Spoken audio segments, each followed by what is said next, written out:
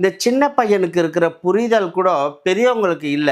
ஏன்னா பெரியவங்க நெறைய பேர் வந்து பணத்த மட்டுமே எதிர்பார்த்து, பணத்த மட்டுமே வாங்கிட்டு, அதுக்காக எப்படி வேணா பேசலாம்னு நெனைக்கிறாங்க. ஆனா, பணத்த பத்தியெல்லாம் பார்க்காம உண்மையான ஒரு விஷயத்த மனசுல இருந்து இந்த பையன் சொல்றான் தெரியுங்களா? அவனுக்கு தான் நான் வந்து ஹேட்ஸ் ஆஃப் பண்ணுவேன். ஏன்னா, விஜய் அவர்கள் எவ்ளோ சொகுசா இருந்தாருன்னு நமக்கு எல்லாருக்குமே தெரியும். இன்னமும் அப்படியே அவர் சஸ்டெயின் பண்ணியிருக்கலாம். இன்னும் நெறைய பணக்காரர்கள்லாம் அமெரிக்காலாம் போய் செட்டில் ஆகுற மாரி அவரும் போய் செட்டில் ஆகியிருந்திருக்கலாம். அவரோட பர்சனல் லைஃப்ல இன்னொரு ஒரு துணையை தேடிட்டாலும் அது வெளியே காமிக்காமையா அவர் வாழ்ந்திருக்கலாம். ஆனா அதெல்லாம் தாண்டி எல்லாத்தையும் நம்ம கிட்ட வந்து வெளிப்படையா காமிச்சு நம்ம கிட்ட வந்து நிக்கிறாருன்னா, அவர் நம்மள காப்பாத்த வந்து நிக்கிறாருன்னா, நாம தான் அவருக்கு வந்து கை கொடுத்து கைக்கு வந்து அரணா இருக்கணுமே தவிர, அவர் கைய நம்ம உடைக்கிற மாரி எந்த வேலையும் நம்ம பண்ணக்கூடாது. தீய சக்திகள் என்னதான் கோர்த்து வந்து நின்னாலும், நாம விஜய் அவர்களுக்கு வந்து துணையா நிக்கணும். நிப்பீங்களா இல்லையான்றத கமெண்ட் பாக்ஸ்ல கமெண்ட் பண்ணுங்க. நம்ம சேனலையும் அப்படியே சப்ஸ்கிரைப் பண்ணுங்க கைஸ்.